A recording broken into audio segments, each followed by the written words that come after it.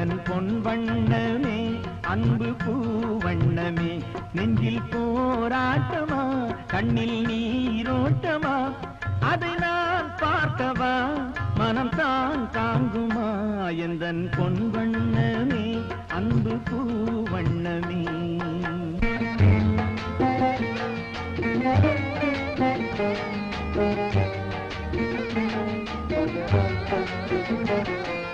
கோவில் இல்லை